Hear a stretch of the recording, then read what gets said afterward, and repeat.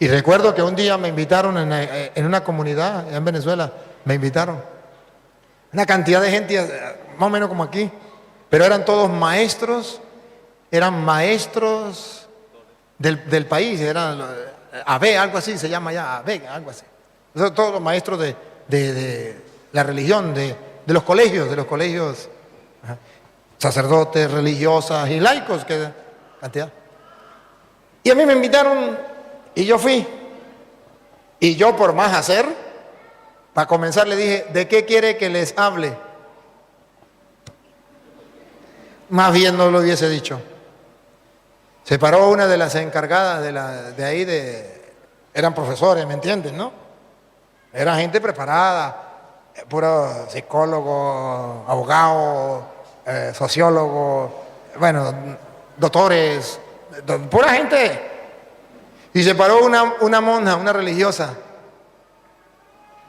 y me dijo, señor cura, ¿qué se ha creído usted? ¿Que aquí hay pura gente ignorante? Nosotros aquí somos la mayoría profesores y nos esforzamos cuando vamos a dar la clase, hemos preparado, ya hemos escrito lo que vamos a dar, hemos hecho un esquema, lo llevamos desarrollado para exponerlo y tenemos fundamento aquí, fundamento acá, para no dar basura, sino darle a la gente, a los alumnos, una enseñanza bien buena. Y usted, irresponsable, ha llegado aquí y todavía no sabe ni siquiera de qué va a hablar. Cura irresponsable, qué pena. Hemos venido a perder el tiempo con usted. Y yo me quedé como perrito regañado. Pero como yo no había preparado nada, me había preparado yo. Les dije, pues bueno, ustedes me perdonan, pero ¿qué voy a hacer? Yo me preparé, pero no he preparado nada. Pero yo sí me preparé. ¿De qué quiere que les hable? La monja se sintió brava y los otros con ella, los grupos, pues. Pero ya habían algunas personas que me conocían. Y por allá uno dijo, yo quisiera que nos hablara de tal cosa. Creo que fue de la fe. Él dijo, bueno, está bien, vamos a hablar de ahí. Y comencé, y me iban llegando las citas, y tome. Toda una mañana, sin tocar un papel, sin agarrar la Biblia, iba buscando a la gente, tome, y la gente emocionada. Al final la monja se paró y pidió perdón. Y dijo, esto yo no lo sabía, esto nunca lo había visto, esto es fuera de lo normal. Perdone, padre, pero no sabía que esto podía darse. ¿Cómo usted sin prepararse iba a hablar?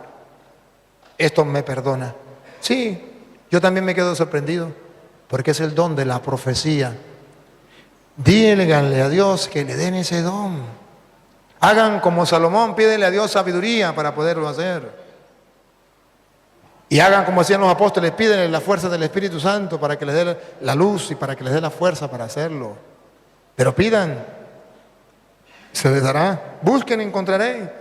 Toquen, se les abrirá. Pidan el don de la profecía, más que el don de lenguas. Vamos a hablar primero en lenguas. Según dice San Pablo, 1 Corintios capítulo 14, versículo 1 al 4, él nos viene a explicar que existe el don de lenguas. Pero también nos viene a explicar cómo debe ser el don de lenguas, que todos debemos tener presente. Dale.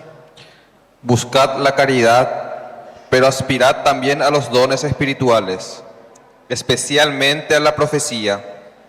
San Pablo dice que hay que buscar la caridad y hay que buscar los dones. ¿Cuál es el don más especial? El de la profecía. Observe algo, Pablo va a hablar de estos dos dones, uno de la profecía y otro el don de lengua, son dos dones. Y Pablo va a mostrar que el más importante es el de la profecía. El don de lengua es que usted hable y nadie le entiende. El don de profecía, que es el más importante, es que usted hable y le entiendan los hombres, las mujeres, los feos, los bonitos, los jóvenes, los niños, los letrados, los que no saben leer, que todos le entiendan. El don de profecía todos entienden, el don de lengua nadie entiende. Por eso Pablo dice otra vez, lo último, Buscad la caridad, pero aspirad también a los dones espirituales, especialmente a la profecía.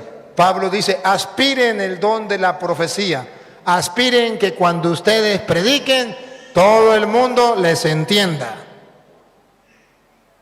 Siga. El que habla en lenguas... Ahí quita el otro. Lo contrario del don de profecía es el don de lenguas. O sea, el don de lenguas, lo va a explicar Pablo, es otra cosa distinta al de profecía. El de profecía todo el mundo entiende. El don de lengua El que habla en lenguas no habla a la gente, no habla a la gente no le entiende. Siga. sino a Dios. Sino a Dios. Siga. Y es que nadie le entiende. ¿Y es pues- que qué? Y es que nadie le entiende. Repítalo. Y es que nadie le entiende. En el don de lenguas, otra vez, Y es que nadie le entiende. nadie le entiende. Y porque nadie le entiende, ahí es donde los protestantes se aprovechan. Hablar en lengua como nadie le entiende, dicen unas tonterías y le hacen creer a la gente que están hablando en lenguas. Y le hacen creer a la gente que solamente ellos hablan en lenguas porque tienen el Espíritu Santo. Y debo decirles hoy la verdad, solamente los protestantes hablan en lenguas porque son unos mentirosos, engañadores, que hablan en lenguas para engañar a los tontos. Porque ellos no tienen una conciencia recta de hacer las cosas como Dios manda y no les importa engañar. Lo importante es amedrentar a la gente, asustar. Ustedes no tienen el Espíritu Santo, vean que yo sí tengo el Espíritu Santo, yo sí lo tengo. Usted asustado dice, me meto evangélico porque yo en la iglesia católica no veo eso. Y muchos carismáticos van por los mismos pasos. Lo repito, no tengo nada contra la renovación carismática. Muchos carismáticos hablan en lenguas de verdad. Pero muchos carismáticos no hablan en lenguas de verdad, sino de mentiras. Para creerse más que los demás, igual que los protestantes. Entre los carismáticos falsos, no hablo de los carismáticos verdaderos, los verdaderos sigan adelante. Entre los carismáticos falsos y los protestantes, el don de lengua es una manera de creerse más que los demás y que tienen el Espíritu Santo agarrado por un ala. Son dueños del Espíritu Santo porque hablan en lengua. No lo hacen para edificación del pueblo, lo hacen para su orgullo propio, para su vanidad, para enaltecerse, para sentirse más papista que el Papa. Porque tengo el Espíritu Santo, hablo en lengua. Yo, por ejemplo, le hablo con conocimiento de causa. Iba con mi hermano, íbamos en la carretera y nos encontramos una señora que nos conocía a nosotros desde niños, que nosotros le conocíamos desde niños. Ella era católica, pero se había metido en evangélica. La señora pues conocía a mi hermano, pero a mí no me conocía, ni yo tampoco la conocía a ella. No me acordaba, nos conocíamos, pero no nos acordábamos. Ni ella se acordaba de mí, ni yo de ella. Ella no sabía que yo era sacerdote, nada. Ella saluda a mi hermano y comienzan a hablar. Después que habla, él le dice a mi hermano, él le dice a ella, mire, este es mi hermano. Y la señora me dice, mucho gusto, Petronila. Y yo le digo, mucho gusto, Luis. Y le dice a mi hermano, él es padre, él es mi hermano y es sacerdote. Dijo la señora, ¿sacerdote de la iglesia católica? Sí. No, ustedes no tienen el Espíritu Santo. Yo sí tengo el Espíritu Santo. Mira que yo tengo el Espíritu Santo. Yo hablo en lenguas. A mí me dio ganas de decirle, a Petronila le patina el coco, le patina el coco, le patina. Y la señora se puso a hablar en lengua para demostrarme a mí que tenía el Espíritu Santo agarrado por un ala, era dueña del Espíritu Santo y por tanto su iglesia era la verdadera y yo tenía que salirme de de mi iglesia para meterme con ella. Y me dijo, sálgase de la gran prostituta, la gran Babilonia, vente para acá porque aquí sí hablamos en lengua, pero estamos en la calle, observen. No estamos en oración, no estamos en el culto, estamos en la calle. Estamos hablando de cualquier cosa y la señora cuando se da cuenta que yo soy sacerdote, para que yo me salga del sacerdote, para que yo me vaya para su iglesia, para amedrantarme a mí, chantajearme a mí, para ella sentirse más grande que yo, ella comenzó a hablar en lengua instantáneamente, inmediatamente. O sea, no es un don, sino ya ella es la dueña. La Biblia habla de que el don de lengua es un don, es cuando Dios se lo quiera dar, es cuando Dios lo quiera manifestar, no es cuando usted quiera. Es un don. Pero ella lo agarra así. A mí me dio lástima. A mí me dio dolor. Si lo hace conmigo, ¿no lo va a hacer con las otras personas? Y si casi me convence a mí, ¿no va a convencer a otra persona? Por un poquitico me meto en evangélico, por un poquitico.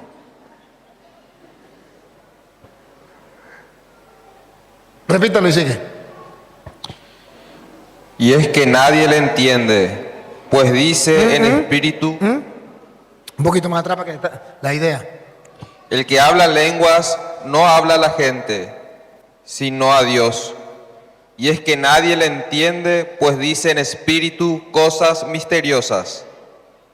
Por el contrario, el que tiene don de profecía, El que tiene el don de profecía, lo contrario del don de lenguas, es el don de profecía. ¿Ustedes me han visto a mí hablar en lenguas? No, a veces que digo, yes, más nada, hablo en lenguas. Eso es lo único. No, porque Pablo dice, es el don, no es más importante. Pero le doy gracias a Dios que me ha dado el don de profecía.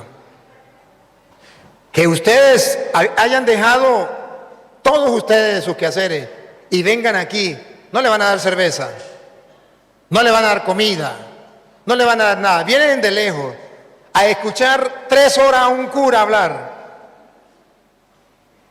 No se aburren, no se quedan dormidos, les gusta, se emocionan, sienten la fuerza de Dios, les llena, entienden.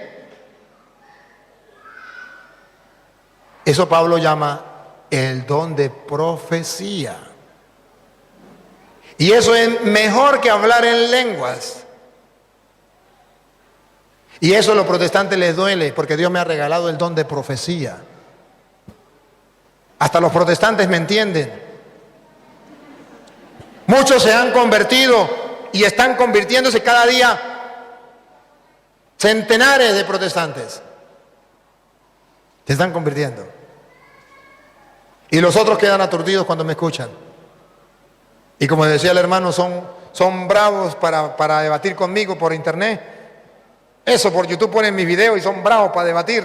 Claro, cuando usted está viendo los toros desde la barrera, usted es bravo. Pero métesele al toro. A mí me gustaría que me debatieran así públicamente. Eso, agarrar un video y ponerlo ahí y decir, mire, el cura está mentiroso. Eso es fácil, eso lo hace cualquiera. No necesita tener el don del Espíritu, ni mucho menos. Eso lo hace cualquiera. Pero a ver, ¿por qué no vienen y me quitan la máscara así frente a frente? Es que aquí en Paraguay no hay evangélicos, es que no hay pastores. se escondieron todos. ¿Por qué no vienen? ¿O ustedes no los invitaron? Sí. Entonces, ¿por qué no vienen? Pero son bravos y debaten y eso hacen, uy, y le voy a quitar la máscara al cura. A mí me da mucha risa, a mí me da mucha risa. Me río y qué risa me da. Y todo aquel que me vea riendo, loco, me dirá, me estoy riendo. Mira, es fácil hacerlo. Lo difícil es, vamos frente a frente donde tengamos que pedir el auxilio del cielo. ¿A quién va a asistir Dios? Como el profeta Elías con los profetas de Baal. ¿A quién le respondía Dios? A ese Elías que era un solo profeta y los otros eran 400 de Baal. Y su Dios no le respondía. Así le está pasando a los protestantes. 400 pastores Un solo cura. ¿Y qué le está pasando? ¿Qué le pasa con su Dios? ¿Qué le pasa con su espíritu? Que dice que Él me ilumina el espíritu, me guía el espíritu, expulsan demonios. ¿Qué le está pasando? Que no hacen nada. Porque el don de profecía es que la gente sea capaz de entender y Dios lo va a asistir. Ustedes a veces me preguntan, padre, ¿y usted qué come? Ustedes a veces dicen, padre, pero y es que usted no se cansa y usted compartimos y no nos cansamos y vemos los videos y nos trasnochamos y queremos más y más y más. ¿Y de dónde, en qué universidad estudió usted? Una vez tuve un debate como con 100 pastores. Y cuando el primero que se enfrentó, los otros iban a debatir conmigo y ya no quisieron debatir. Y le dije, ¿por qué no quieren debatir? Y uno agarró el micrófono y dijo, no, porque es que usted ha ido a estudiar a las mejores universidades del mundo. Y en ese tiempo yo no había salido de Venezuela siquiera. No, no es eso. Es que Dios ha regalado ese don. Aspiren al don de la profecía. Donde ustedes ni se imaginan que a veces voy a un lugar a compartir y yo le digo, Señor, ¿y hoy de qué me van a de qué vamos a hablar? ¿Y hoy qué me van a preguntar? ¿Y qué cita me va a dar? Ay, Señor. Y ni sé. Y llego y le digo, Señor, aquí estoy en tus manos. Y ustedes no me van a creer. Pero me llegan las citas y las ideas así y pelean en la cabeza a ver cuál entra. Y yo cuando termino le digo, Señor, me quedo admirado. Ustedes se sorprenden de mí, yo me sorprendo de Dios. Le digo, Señor, te la vacilas, qué bravo eres, qué fantástico, qué maravilloso. Yo sabe cómo aprendí, debatiendo con los pastores, no sabía qué me iban a preguntar, no sabía de qué iglesia era, no sabía qué le iba a responder, pero confiaba en el Señor. Hacía oración, sí.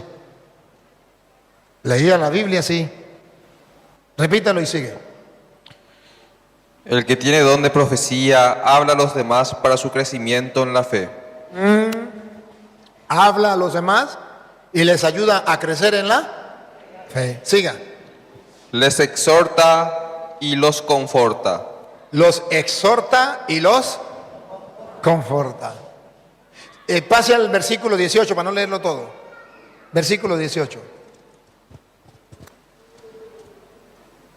Doy gracias a Dios porque hablo en lenguas más que todos vosotros. Yo doy gracias, dice Pablo, a Dios que hablo en lengua más que todos ustedes, evangélicos y carismáticos que creen que... no hablo de los carismáticos buenos, repito de nuevo, porque hay carismáticos que sí tienen el don de lengua. Hablo de los carismáticos que sin tener el don de lengua, hablan en lengua engañando a la gente. Y hablo de los protestantes que sin tener el don de lengua, hablan en lengua para engañar a la gente. Siga. Pero en la asamblea prefiero decir 5 palabras con sentido. 5 palabras con sentido. Para instruir a los demás. Para instruir a los demás. Que 10.000 en lenguas. Que 10.000 en lenguas. ¿Para qué hablar en lenguas? Si no hay quien la interprete. Si la gente no lo va a entender. Hablo más en lengua que cualquiera de ustedes, dice Pablo, pero cuando estoy en la comunidad, hablo 5 palabras que la gente me entienda, más que 10.000. Y entonces, los que hablan en lengua quieren hablar más en lengua que en palabras que la gente le entienda. ¿Para qué? Simplemente para darse el lujo ahí, para que crean que ellos sí tienen a Dios y los demás no tienen a Dios. Bueno, de todas maneras, ahí sigue hablando, pero usted lo puede leer en su casa. La segunda pregunta que me hizo del canon. El canon. Esto no existía. Dios no bajó y le dio la Biblia a la gente. Jesús, cuando mandó a los apóstoles, no le dio Biblia, dijo, vayan, lleven Biblia y funden iglesias. Como dicen los protestantes. Agarran Biblia y van a fundar iglesias. No, así no dijo Cristo. Cristo los mandó a predicar, vayan a predicar. Ni siquiera les mandó a escribir nada. Por eso los apóstoles no escribieron nada, predicaban. Predicaban. Pasó el tiempo y comenzaron a escribir. Pero una carta estaba en Roma. carta a los romanos. Otra en Éfeso, carta a los efesios. Otra en Filipos, carta a los filipenses. Otra en Tesalónica, carta a los tesalonicenses. Estaban regadas las cartas. Y un día a alguien se le ocurrió recoger esas cartas y hacer la Biblia. Y eso no fue ningún evangélico, ningún testigo de Jehová, ningún adventista, fue alguien de la Iglesia Católica llamado el Papa San Damaso I en el año 382. Hasta ahí solamente existía el Antiguo Testamento,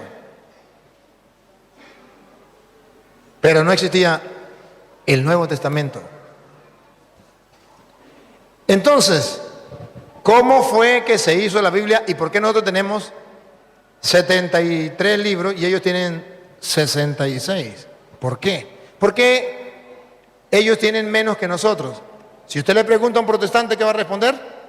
Es que los católicos le pusieron 7 libros a la Biblia.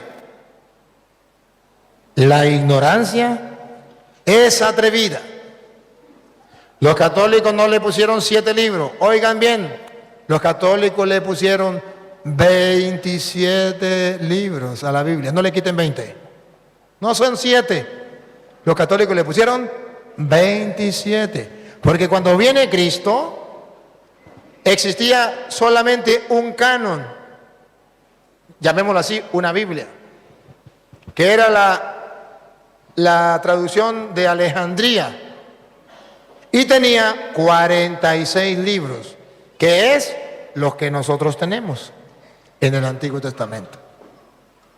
Cuando Cristo, recuerdan que Cristo un día se paró en el templo y agarró el rollo de Isaías, lo leyó y dijo, el Espíritu del Señor está sobre mí. Hoy se cumple esta escritura.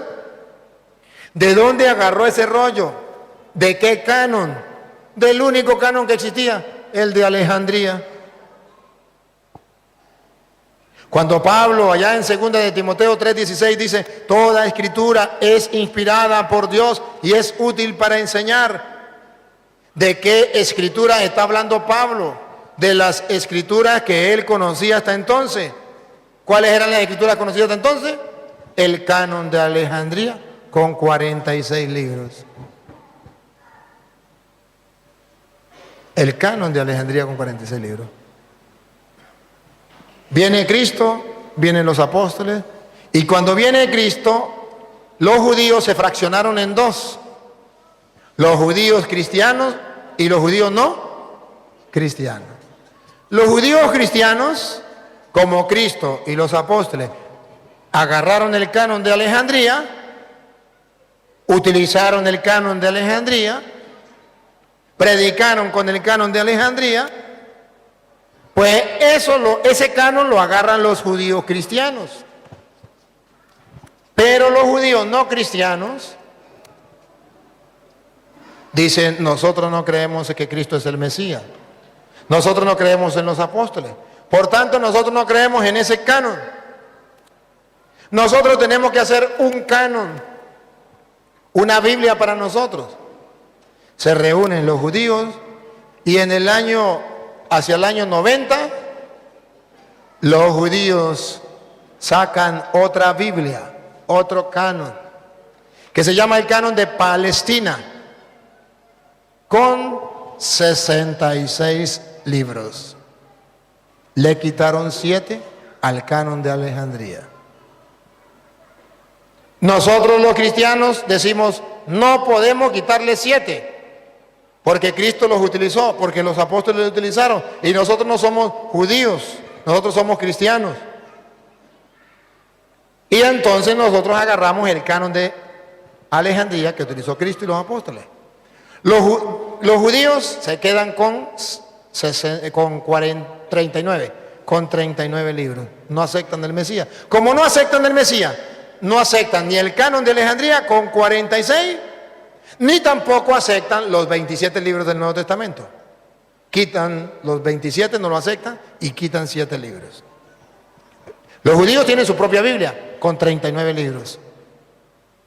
Vienen los cristianos, que somos los católicos, hacen la Biblia, el Papa San Damaso I agarran los 46, no de los judíos, que no creyeron en Cristo. Le pusieron 27 libros. ¿Sabe qué es lo curioso? Que los protestantes le quitan 7 libros que no se los puso la Iglesia Católica, que ya existía antes de Cristo. Y de los 27 libros que la Iglesia Católica le puso, no le quitan ni uno. Los 27 libros que la Iglesia Católica les puso están completicos. ¿Y por qué los protestantes no se lo quitan? Por algo, por algo. Porque en la teoría ellos dicen que la Iglesia Católica es la gran prostituta, pero en la práctica ellos saben que la Iglesia Católica es la verdadera. O si no, ¿por qué creen que la Biblia es palabra de Dios? Vino Martín Lutero estaba en contra de la Iglesia Católica y fue incapaz de quitarle esos 7 libros. Los puso a final, después del Apocalipsis. Después de Martín Lutero vienen los protestantes y todos los protestantes, todos, sin excepción, tenían 73 libros. Todos. Hasta el año 1825, que las Sociedades Bíblicas Unidas les obligó a los protestantes a quitarle 7 libros a la Biblia. Lo mismo que hicieron los judíos, que no creyeron en Cristo, lo hacen los protestantes que tampoco le creen a Cristo, que le creen al pastor. Y se olvidaron de lo que había dicho San Juan en Apocalipsis capítulo 22, versículo 18. ¿Qué había dicho San Juan en el capítulo 22, versículo 18? Vamos a escucharlo. Apocalipsis capítulo 22, versículo 18. Se olvidaron los protestantes de este capítulo y de este versículo. Óigalo. Lanzó una advertencia a todo el que escuche las palabras proféticas de este libro. Si alguno añade algo sobre esto, Dios le enviará las plagas que se describen en este libro. El que añada, siga. Y si alguno quita algo a las palabras de este libro profético, Dios le quitará su parte en el árbol de la vida y en la ciudad santa. No se le puede poner ni se le puede quitar. Cualquiera me puede decir, pero ahí habla este libro, se refiere al Apocalipsis. Está bien, está bien. En primer lugar se refiere al Apocalipsis. Pero ¿cómo sabemos que se refiere también a todas las Sagradas Escrituras? Porque está al final de la Biblia, en el capítulo final del Apocalipsis, 22, 18. Al final. ¿Por qué sabemos que no solamente se refiere al Apocalipsis? Han de saber ustedes que San Juan estaba escribiendo el Apocalipsis hacia el año 90 más o menos, estaba escribiendo el Apocalipsis. Lo terminó de escribir hacia el año, póngale usted, hacia el año 100 lo terminaría, en esa época, hacia los años 90. San Juan escribe el Apocalipsis. Del 90 al 100, pongámosle allí para no pelear, que San Juan escribe el Apocalipsis. Pregunto, ¿se acuerdan en qué fecha fue que los judíos sacaron otra Biblia y le quitaron 7 libros a la que existía? El año 90. ¿Y cuándo fue que Pablo escribió el Apocalipsis? ¿Hacia el año? ¿Que Juan escribió el Apocalipsis hacia el año 90 y algo, 90 a 100, por allí.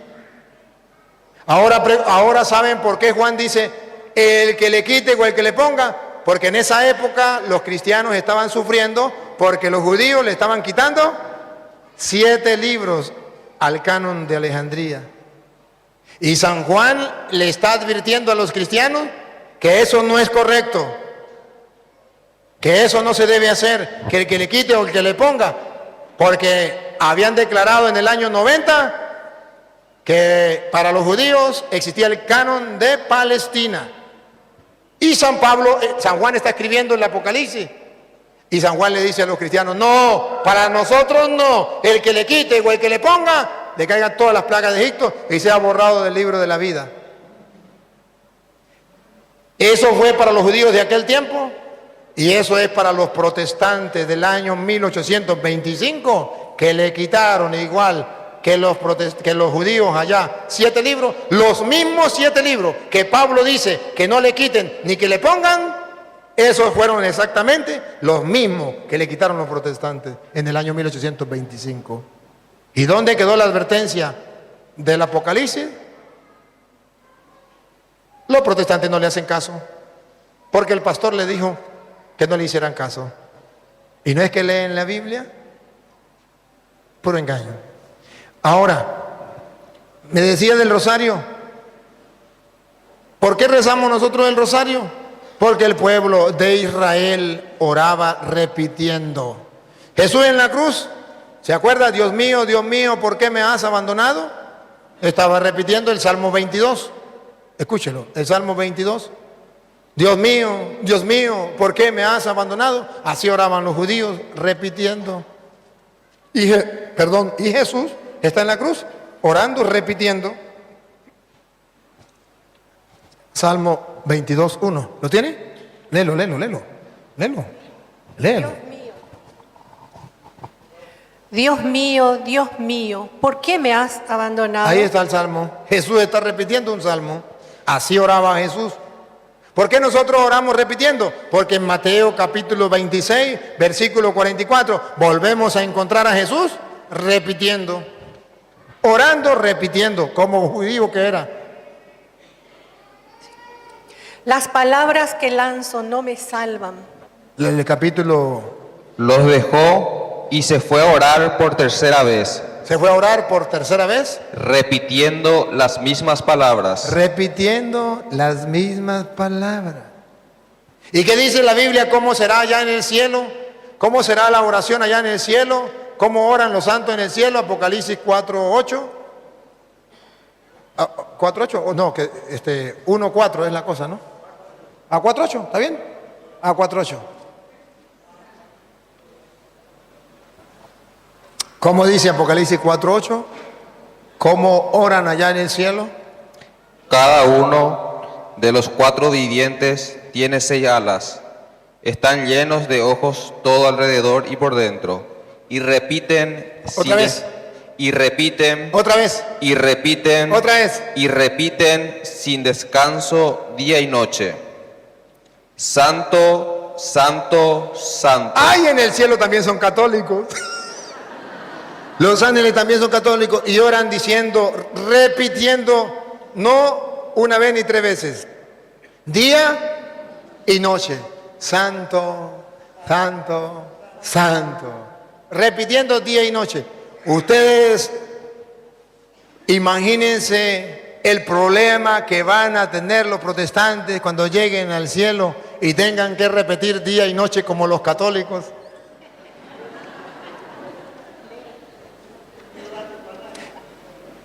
Hermano, y Jesús en Lucas 11:1 le dice a los apóstoles que deben orar repitiendo.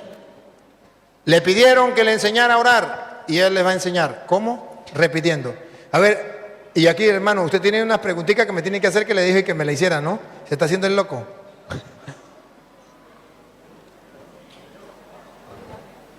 Usted me dio unas preguntas que me tiene que hacer. No se me hagan loco. Yo quiero que me hagas preguntas. Ajá. Estaba Jesús orando en cierto lugar. ¿Qué estaba haciendo Jesús? Orando. Siga. Cuando terminó, le dijo uno de sus discípulos: Señor, enséñanos a orar. Aquí está. Señor, enséñanos a orar, porque los católicos dicen una cosa, los protestantes dicen otra, no sabemos cómo orar. Enséñanos a orar y se acabó el problema. Siga. Él les dijo: cuando oréis, decid. ¿Cómo? Cuando oréis, decid. Cuando oren, digan. Padre, santificado sea tu nombre. Cada vez que oren, digan, Padre, y el Padre nuestro les enseñó. Les enseñó a orar repitiendo. Por eso nosotros oramos en el Santo Rosario repitiendo. Porque al repetir ponemos más atención. Al final de tanto repetir va llegando aquí lo que estamos diciendo. Si estamos concentrados. No se trata de repetir por repetir. Como una viejita que rezaba el rosario allá en una comunidad. Rezaba el Ave María tan rápido que usted lo único que entendiera, salga María entre todos, salga María y entre todos, salga María y entre todos, salga María entre todos, salga María entre todos. ¿Por qué lo rezaba tan rapidito? No, así no es. Cuando nosotros lo repetimos es para asimilarlo. Los mismos protestantes repiten. ¿Acaso los protestantes no cantan alabaré? Mire que están repitiendo. Alabaré 2, 3, baré a mi Señor. Alabaré 4, alabaré 5, alabaré 6. Están repitiendo. Tontos, no repitan. Señor, yo te alabo. Gloria, gloria, gloria. Están repitiendo. Aleluya, gloria al Señor. Amén, amén. Están repitiendo, no repitan. Eso es malo. Pero cuando el católico repite, sí es malo. Cuando ellos repiten, no es malo. A Petronilo le patina en coco, le patina en coco, le patina en coco. Buenas noches, padres. Mi pregunta es, en el momento de la infidelidad entre dos personas, hombre y mujer, ¿qué pasa del Espíritu Santo y del alma? Quisiera saber si el Espíritu Santo sale del cuerpo y el alma se queda a sufrir el pecado. Efesios capítulo 4, versículo 29. Efesios capítulo 4, versículo 29. Ahí está la respuesta. A ver qué pasa cuando nosotros pecamos. Si tenemos el Espíritu Santo, ¿qué pasa? ¿El Espíritu Santo se va y nos deja o qué es lo que pasa? Vamos a ver, lea. 4:29. 4:29 en adelante. No digáis palabras que puedan herir, sino las que sean oportunas para edificar según la necesidad y hacer el bien a los que os escuchen. No entristezcáis al Espíritu Santo de Dios. No entristezcáis al Espíritu Santo de Dios. Siga. Con el que fuisteis sellados para el día de la redención. Fuiste sellado, ese sello no se lo quita nadie. El Espíritu Santo está ahí. Que usted lo entristece, sí. Que yo lo entristezco, sí. Lo entristecemos. Pero no se va. Fuimos sellados con Él. Eso lo tenemos para siempre. Y por tanto, nosotros lo que tenemos que es descubrir lo que dice Pablo en 1 Corintios 3:16. Descubrir que el Espíritu Santo está en nosotros. Creer que está en nosotros. Y entonces así evitamos entristecerlo. ¿No sabéis que sois templo de Dios y que el Espíritu Santo de Dios habita en vosotros? No sabéis, se nos ha olvidado, no lo sabemos, pero ahí está. Lo entristecemos, pero no se va. Él nos acompaña. Él está con nosotros. Preguntica.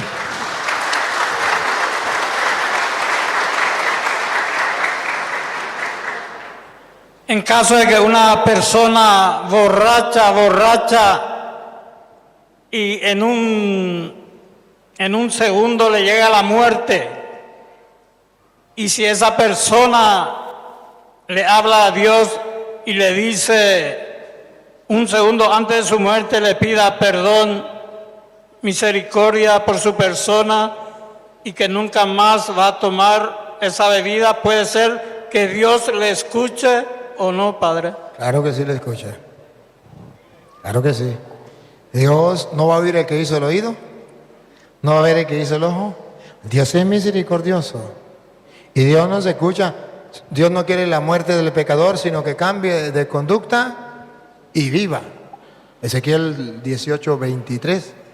Dios no quiere la muerte del pecador, sino que cambie de conducta y viva. Dios está dispuesto a perdonarnos.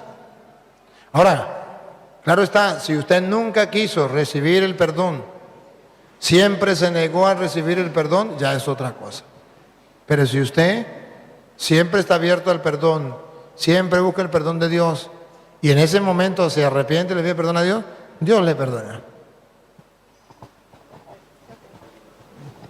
Le hice esta pregunta porque la palabra de Dios dice que ningún borracho heredará el reino de los cielos. A menos que se arrepienta.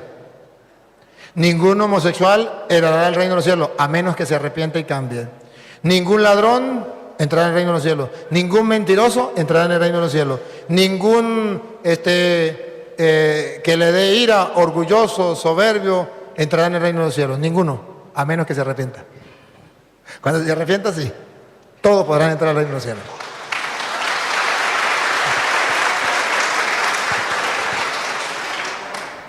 No soy evangélico, pero tengo 3 hermanos, pastores, padres, y siempre ellos dudan y me dicen que un solo Dios en 3 personas es imposible. Si me puede explicar sobre eso. Muchísimas gracias, Padre, por su explicación. Bueno, eso es verdad. Es imposible que 3 sean uno. Y ellos tienen razón. Usted busque un matemático que le explique cómo 3 pueden ser uno. Matemáticamente es imposible. A la luz de la fe, no solamente 3 pueden ser uno. A la luz de la fe, según dice San Juan capítulo 17, versículo 21, o si quiere lo podemos leer desde el 20. No solamente 3 pueden ser uno. 4, 5, 10, 1000, millones pueden ser uno. Vamos a ver. Aquel día comprenderéis que yo estoy en mi Padre. El 21.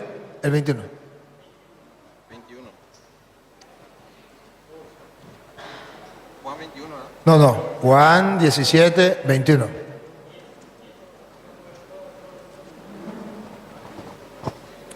Para que todos sean uno. Para que todos, no dice 2 y 3, como aquí la pelea de los protestantes, ¿cómo 3 pueden ser uno? Ahora yo le pregunto a los protestantes, otra vez, Para que todos sean uno. ¿cómo puede ser que todos, no 3, todos sean uno? Matemáticamente eso no da. Que todos sean uno, millones de personas, que todos sean uno. ¿Como quién? Como tú, Padre, en mí y yo en ti, que también sean uno en nosotros. Que también sean uno en nosotros. Eso es difícil para el que no quiere creer. Porque a la luz de la razón no se puede. A la luz de la fe, sí. Aquí la Biblia dice que todos podemos ser uno, a ejemplo de Cristo, con el Padre y el Espíritu Santo, que son los 3, uno solo. Otra parte donde varias personas pueden ser uno, Efesios capítulo 5, versículo 31. Efesios 5, 31. Que un protestante me explique esto. Uno de esos pentecostales que dice que es imposible que varias personas sean uno. O son 3 o son 1. Entonces aquí le decimos, o son 2 o son 1. Vamos a ver.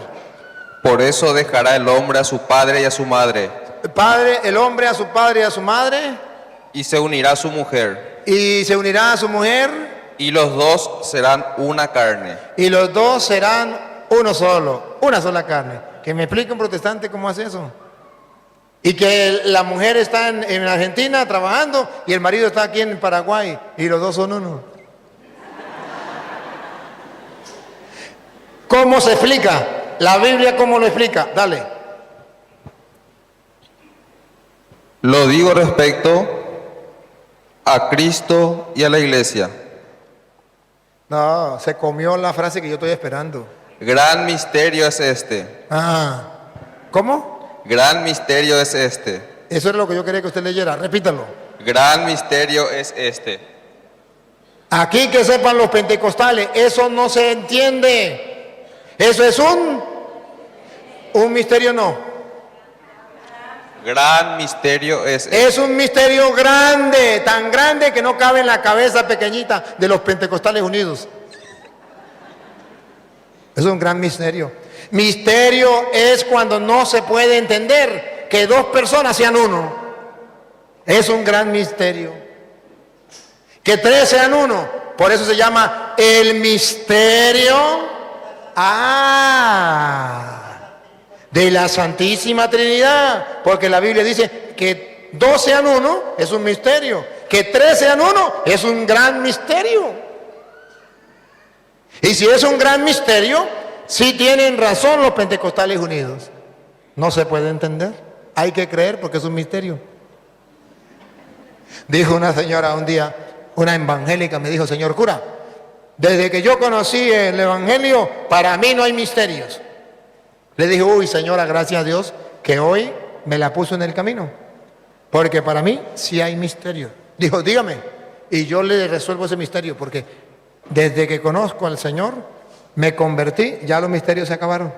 Le dije: ¿quién creó el mundo? Dijo: Dios. ¿Ve que le puedo descifrar todos los misterios? Le dije: no, es que todavía no le he preguntado el misterio. Si Dios creó el mundo, ¿quién creó a Dios? La señora sumaba, restaba, multiplicaba y dividía, no daba. Dijo: no sé.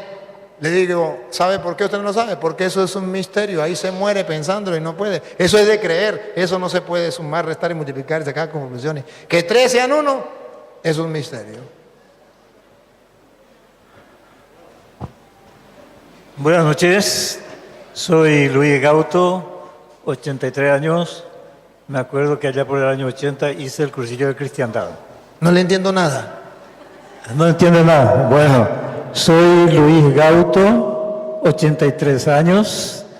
Allá por el año 80 hice el cursillo de cristiandad de colores. Mi pregunta o mi consulta es esto. Usted ya me explicó, padre, que defraudar y robar en cierto modo es la misma cosa. Pero digo yo una cosa, para nosotros, yo, de poca cultura, de poco entendimiento de la lengua española, para nosotros defraudar es más liviano que robar. Y en la Biblia, Reina Valera dice: robar, me están robando, le habremos robado al Señor. Entonces el pastor bambolea su Biblia y dice: y ustedes nos dan su diezmo y está robando, robando, robando. Si dijera defraudar, a mí me parece más livianito, a pesar de ser la misma cosa, pero es así dice. Entonces Sí. Reina Valera dice robar y la Jerusalén dice defraudar. Sí, es que la palabra robar es más práctico para los protestantes. Sí, creo que sí. Porque al decir robar, entonces le están mostrando a la gente que tienen que dar el diezmo para no robar. Y entonces, antes, el pueblo de Israel le robaba el diezmo a Dios. Ahora, los evangélicos, los pastores evangélicos, le están robando el diezmo a Dios. Ya no se lo da a Dios, que era para los pobres, ahora se lo roban ellos para ellos. Eso es robar. Pero ciertamente robar o la otra palabra, ¿qué? Defraudar. Defraudar de todas maneras significa lo mismo, solo que robar presenta como algo más fuerte para que... Parece más intimidatorio. Sí, más obligatorio y más condenatorio. Mañana de Mondaseini, bueno, no queremos ser ladrón. Me acuerdo que usted no entiende guaraní. Bueno, otra consulta cortita. San Mateo 5:13 dice: bienaventurados son los pobres de espíritu en Jerusalén. El Testigo de Jehová y Reina Valera dice: los pobres de espíritu.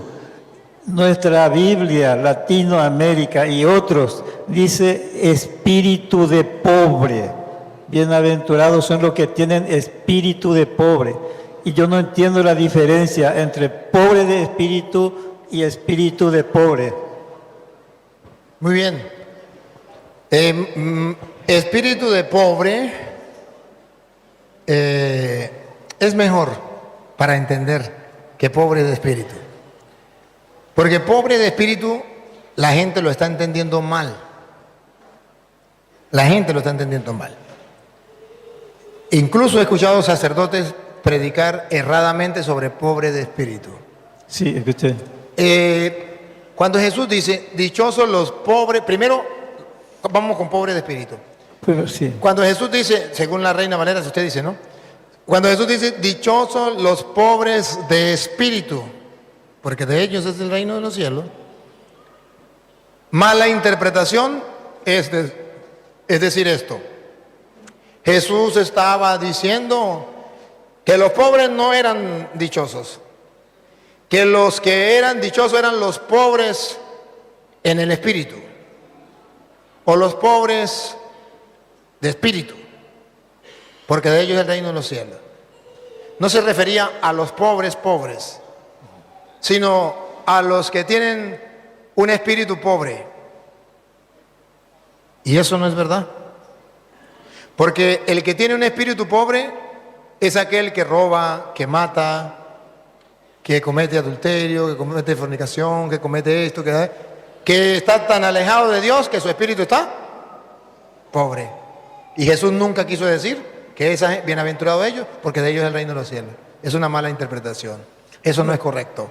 Bueno, una tercera. Y ya va, pero déjeme explicarlo y ya le doy chance. Está entendido. Porque necesito explicarlo porque he escuchado incluso hermanos sacerdotes decir que Jesucristo no estaba diciendo que dichosos los pobres, sino más bien los que tenían un espíritu pobre. Y un espíritu pobre no, Señor. Nosotros tenemos que tener un espíritu rico. Pero nosotros tenemos que ser pobres de espíritu. Pero pobre de espíritu se interpreta, pobre de espíritu significa que no tengo riquezas espirituales. Sí. Ahí está la mala interpretación segunda. Sí, Pobre de espíritu no tiene riquezas espirituales.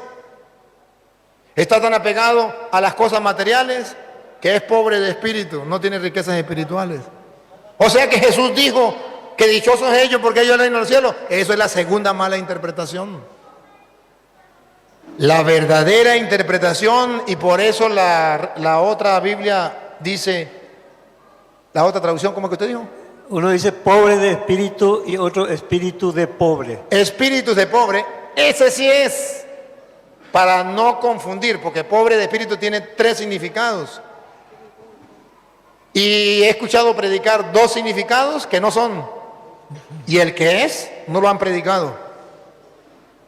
Pobre de espíritu significa que no es pobre porque nació pobre y ha vivido pobre por desgracia de la vida. Pobre de espíritu significa que pudiendo ser rico como Cristo, no fue rico porque le dio el dinero a los pobres. Aquello que le dijo al rico, quiere tener, está bien, cumplió los mandamientos, te falta algo, vaya, vende tu dinero y dáselo a los pobres. ¿Por qué no se fue? ¿Por qué el rico se fue y no quiso hacerlo? Porque no era pobre de espíritu. No, ¿y qué es pobre de espíritu? Aquel que lo da todo a los pobres y él se queda con lo necesario, queda pobre, no por desgracia, sino porque tenía un espíritu que lo llevó a colaborar con los demás. Y entonces comprendió a los pobres. Pobre de espíritu. Tiene un espíritu generoso que se desprende, se queda sin nada. San Francisco de Asís, pobre de espíritu, se desprendió de la riqueza de su papá, se desprendió de aquello, se quedó sin nada. Él no era pobre de cuna, era pobre de espíritu. Estaba pendiente en ayudar a los pobres, en desprenderse. Tiene un espíritu de pobre, lo da todo, lo comparte todo. Entonces mejor la traducción, dichosos los espíritus de pobre, es decir, aquellos que se desprenden y aman el desprenderse y quedarse con lo justo y necesario para vivir. Eso se llama espíritu de pobre. Cristo, el mejor ejemplo, Cristo, siendo rico, se hizo pobre, eso se llama espíritu de pobre. En castellano se lo traduzco. Cuando Jesús dijo dichoso en Mateo, no estoy hablando de Lucas.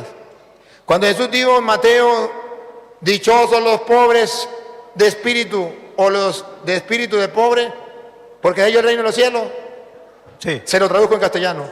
Dichosos todos los ricos que se desprenden de las cosas materiales y lo comparten con lo que nada tiene, quedándose con lo necesario.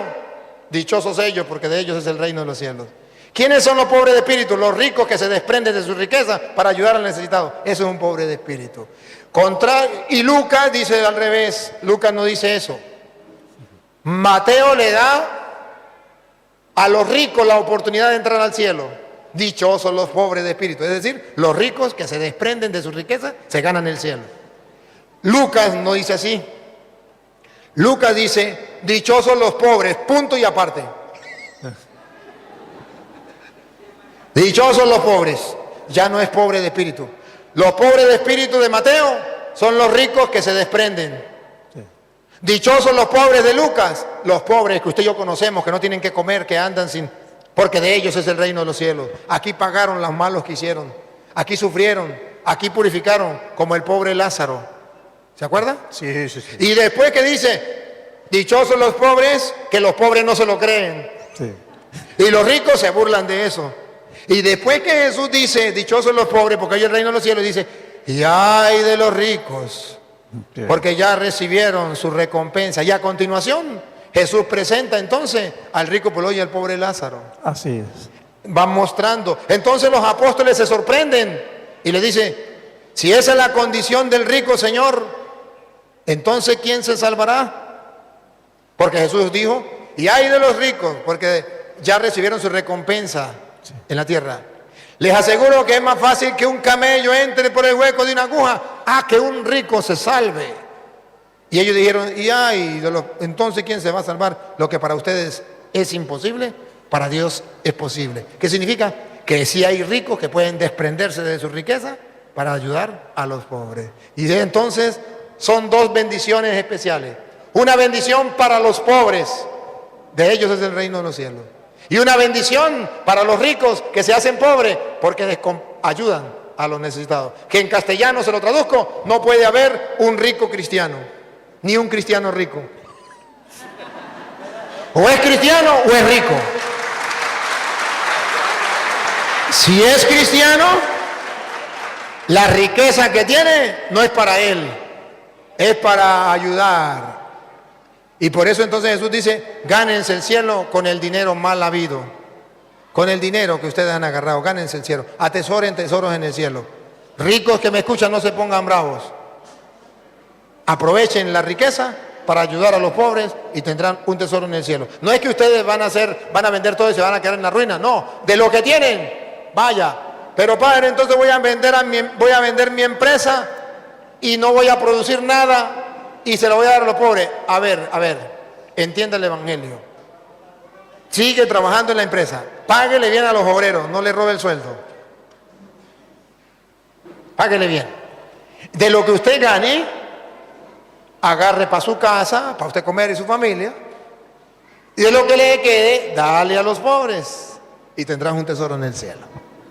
¿Ya no nos queda otra o la última? Mi última pregunta, la consulta es, el Padre Nuestro, San Mateo 6:13, dice lo que ya le dije, no nos dejes caer en la tentación, Biblia Jerusalén. Reina Valera, no nos metas en tentación. Sí, no nos deje caer en la tentación significa que el diablo nos va a tentar y le pedimos a Dios que nos dé la fuerza para no caer. No nos meta en la tentación significa que Dios nos va a tirar en la tentación, pero eso tiende a confusión. Tiende a confusión, que quiere decir que Dios quiere que usted peque para condenarlo y mandarlo para el infierno. Pero también puede ser, y esa sería la interpretación debida, pero para evitar mejor esa confusión, es mejor no nos deje caer en la tentación. ¿Por qué? Porque también puede ser, no nos meta en la tentación significa que Dios permite la tentación para que nosotros la superemos y así tengamos virtud y así alcancemos el cielo. ¿Por qué? Porque dice la Biblia en Mateo 4, que es el mismo Mateo 6, Mateo 4, versículo 1, dice, y el Espíritu Santo condujo a Jesús al desierto para ser tentado por el diablo. O sea, que Dios conduce a la persona a la tentación para que la supere, no para que caiga en el pecado, sino para que al superarla tenga un realce grande, una santidad, una gracia. Y por eso ellos ponen esa, pero se puede malinterpretar. Para evitar la malinterpretación, la iglesia dice, no nos deje caer En la tentación. Para que no nos acusen de que estamos diciendo que Dios quiere que nos condenemos y nos manda la tentación para que caigamos. Es decir, que Dios está haciendo el papel del diablo. ¿Me captó la idea? Muy bien. Bueno. Padre, discúlpame. Pregunta clave. Las mujeres que abortan y se arrepienten de corazón, ¿serán salvadas cuando mueran? Y también los protestantes critican mucho de nosotros sobre la Eucaristía y nuestras imágenes que tenemos acá, la Virgen, y también todas las imágenes que tenemos en la iglesia. Y si nos puede explicar un poco eso. Una mujer que aborte asesinado es como si usted agarrara a su hijo que tiene 5 años o 1 año, agarre un cuchillo y lo descuartice. Exactamente eso es abortar. No hay distinción. Y si no, pregúntele a un doctor qué es abortar. Agarrar unas pinzas y comenzar a descuartizar a un niño como se descuartiza un pollo en el vientre de la mamá. Es un asesinato. Es un pecado mortal. Si la mujer se arrepiente, Dios le perdona. Para eso dejó el sacramento de la confesión. A quien ustedes perdonen los pecados le quedarán perdonados. Y a quienes no se lo perdonen le quedarán sin perdonar. Sí. Como sacerdote de la misericordia, debo decirle a todas las mujeres que han abortado que ese peso está encima y ustedes se convirtieron en lloronas porque ese niño siempre va a llorar en su vientre, siempre en el vientre suyo estará el eco, el llanto de ese niño y usted será una llorona toda la vida. El llanto de ese niño cuando lo estaban descuartizando quedará en su vientre. Y por eso la mujer que aborta le dicen que es una llorona. Porque el eco, el llanto del niño queda dentro. Y siempre está allí.